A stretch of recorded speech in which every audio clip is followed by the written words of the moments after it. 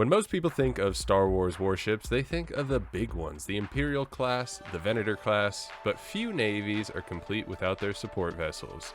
Today we discuss a rather unknown vessel, the Kontos-class Frigate.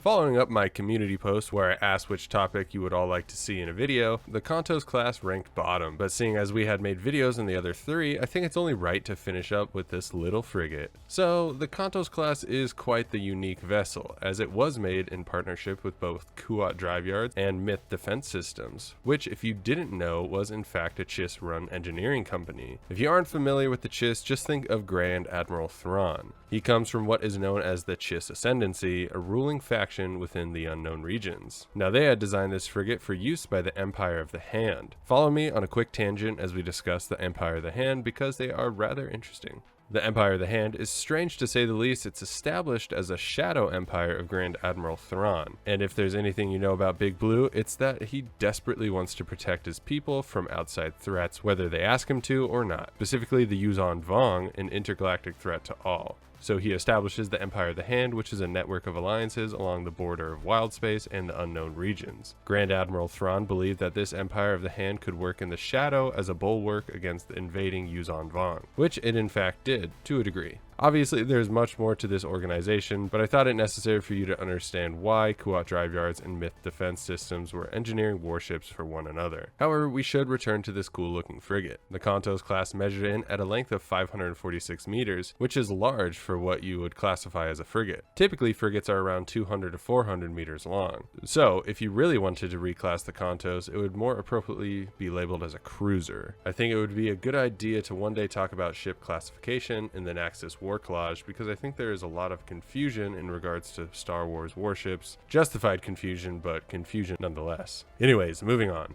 This scrappy but large frigate had an armament of 11 quad turbo lasers for ship-to-ship combat, 13 quad laser cannons for point defense, and 6 missile launchers that came standard with a Chiss favorite, that being shock nets or Connor nets. These being capable of disabling the electrical systems of a vessel and utterly crippling it. Well, of course that depends on the size of the vessel. Finally, the Kontos came with an armament of 6 fighters, enough to provide a small screen or to further increase the patrol range of the frigate. Like I was alluding to earlier in the video, the Empire of the Hand was meant to be the first line of defense. Therefore, their vessels needed to be ready for anything. The Kontos-class frigate fits within this role as it is able to patrol effectively as an independent warship. When needed to support other large craft, it could do that with ease, bringing its turbo lasers and laser cannons to bear on any threat that dared encroach on territories under Thrawn's protection. Well, I suppose I kept you here long enough and further educated you on a rather unknown vessel that patrolled the unknown regions.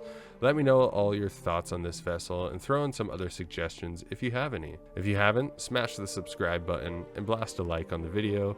It truly helps and I appreciate it. Have an amazing day or night wherever you are in this vast universe, and may the Force be with you.